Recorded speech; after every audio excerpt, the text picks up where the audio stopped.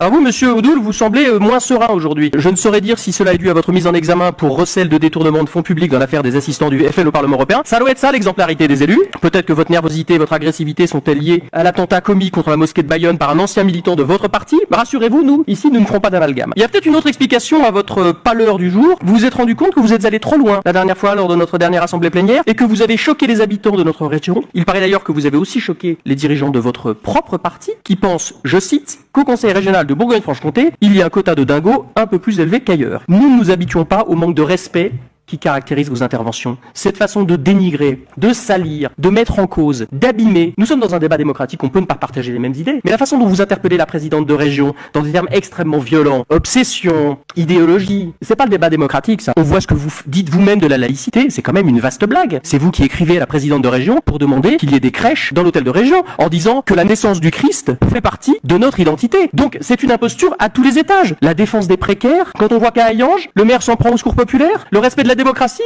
quand vos propres amis interdisent des journalistes dans leurs conseils municipaux, il faut arrêter de prendre les gens pour des jambons.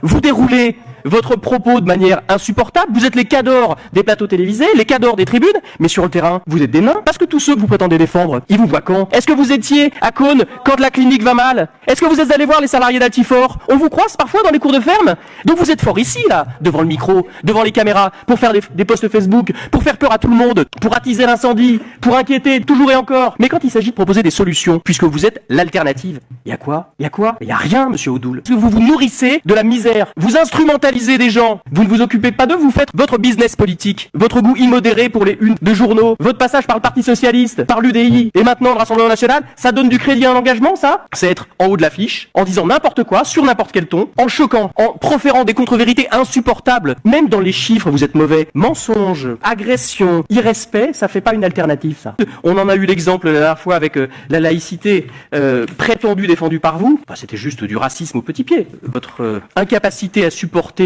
qu'on puisse partager une autre religion que la vôtre, le soin d'attaquer une maman devant ses enfants, c'est un fait d'armes qui est glorieux, vraiment. La prochaine fois, vous allez piquer un goûter à un gosse.